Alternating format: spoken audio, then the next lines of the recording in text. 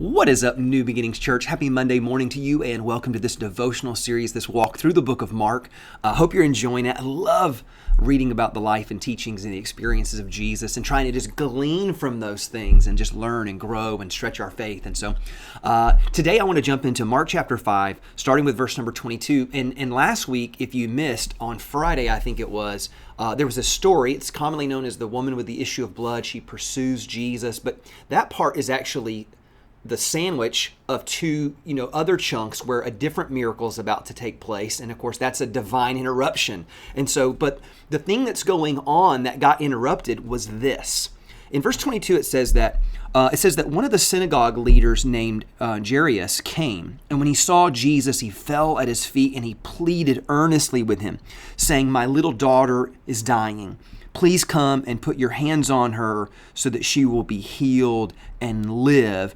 And so Jesus went with him. Now, again, it's on the way to Jairus' house that the woman shows up, touches the hem of his garment. Really, really beautiful story.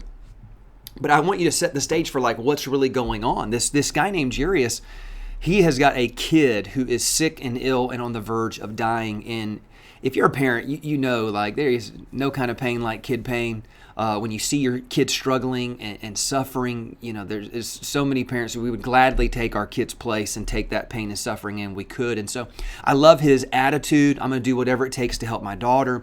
I love his attitude towards Jesus. It says that when he saw Jesus, he fell at his feet. And again, I think that's the posture we want to have. We want to come and sit at the feet of Jesus. We want to come with that level of humility, but also out of this story, you can see desperation and desire. And so now if you drop all the way down to verse number 36, or 35, this is where the story picks back up, and it says this. It says, while Jesus was still speaking, some people came from the house of Jairus, the synagogue leader, saying, "Your daughter is dead. Why bother the teacher anymore?" But overhearing what they said, Jesus told them, "Do not be afraid, just believe."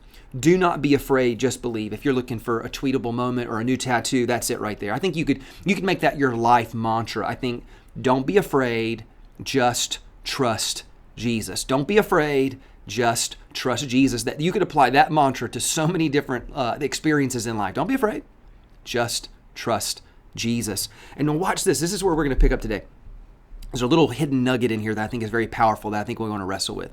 It says that Jesus did not let anyone follow him except Peter, James, and John, the brother of James. And when they came to the home of the synagogue leader, Jesus saw a commotion with people crying and wailing loudly. He went in and said to them, "Why all this commotion and wailing? The child is not dead, but asleep." And they laughed at him. Now that's a different posture than what Jairus had. When Jairus came to Jesus, it's like, I'm falling at the feet. These people are laughing.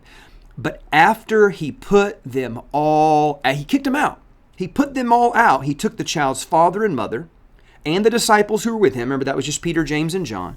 And then he went in where the child was. He took her by the hand and said those words, Talitha cum, which means, "Little girl, I say to you, get up." Immediately the girl stood up and began to walk around. She was 12 years old, and at this they were completely astonished. He gave strict orders not to let anyone know about this and told them, "Give her something to eat." And so I want you to see something. This is where I want you to wrestle with today is, I want you to ask this question here. Who's in your room? Who's in your room? When Jesus shows up, he sees people who are living in death when he's trying to bring about resurrection. He sees a group of people who are living in what is, and Jesus is living in what could be. And so he decides this negativity, this doubt, this disbelief, they were laughing at him even. He's like, "You get out. I guess you just need to think of it like this. There's some people in your room that don't belong in your room, and you need to get them out. And there's some people that you need to bring into the room that desperately need to be there in life." And so again, the mother and the father, absolute desperation, believing beyond all belief that God can do a miracle. He brings along Peter, James, and John, his kind of top 3 disciples that he had been training and mentoring. And I just want you to see, you need to make sure you're careful who's in your room. Now listen, love everyone. Absolutely. Bless everyone, love everyone without a doubt. But be careful who you put into that inner circle. I think you need to make sure that you have people of faith and not people of fear, people of hope and not people of doubt, people that are willing to speak encouraging words and not discouraging words. And so just be careful. If you surround yourself with a bunch of negative, fearful, disbelieving people, that actually affects the atmosphere.